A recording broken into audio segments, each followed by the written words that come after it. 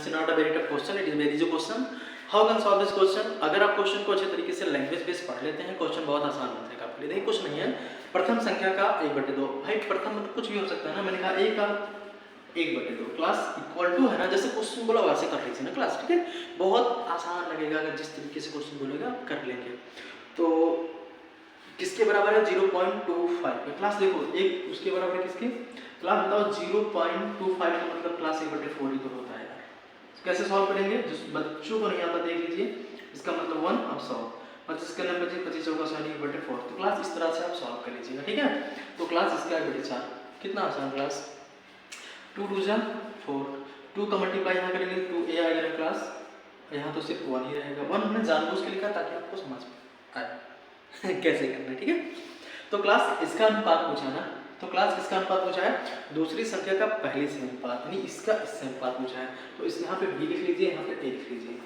तो देखो क्लास इसके सामने जो नंबर होता है वो a का होता है, इसके सामने जो नंबर होता है वो b का होता है। फिर से समझना, a के सामने जो नंबर वो a का होता है, b के सामने जो नंबर हो b का होता है।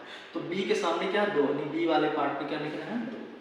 a के सामने जो नंबर 1 यानी a की तरफ करेंगे 1, तो आंसर हो गया। कितना आसान question, it is clear class. चलिए बढ़ते हैं अगले क्वेश्चन की तरफ। बहुत प्यारा क्वेश्चन है, पहले क्वेश्चन आप देख लीजिए, समझ लीजिए, उसके बाद ठीक है मैं इसको एक्सप्लेन कर देता हूँ।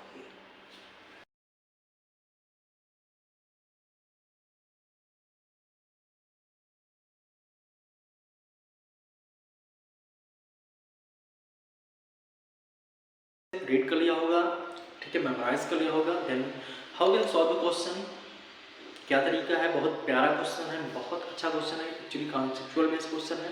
कॉन्सेप्ट एकदम क्लियर हो जाएगा इस क्वेश्चन से आपका, अगर थोड़ा बहुत रह गया हो।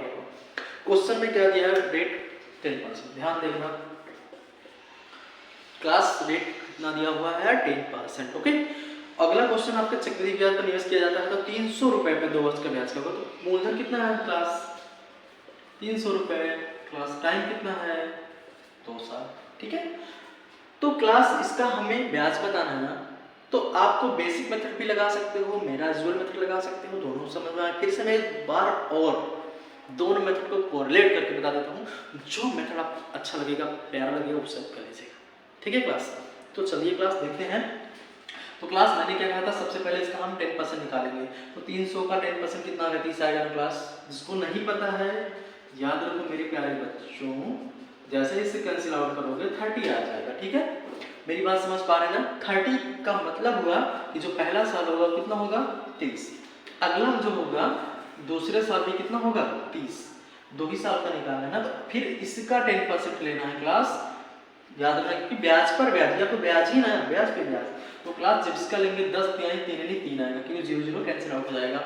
जिस बच्चे को नहीं समझ में आ रहा होगा तो बच्चे याद रखना, जैसे इसको आप करोगे तो कितना आएगा बेटा 3 ही तो आएगा ना।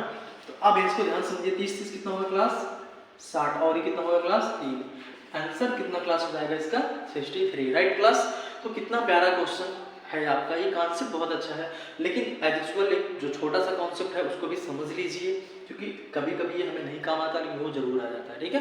कभी वो काम आता है तो ये नहीं आता, तो समझना है, इस दोनों चीज़ों को एक साथ समझनी है।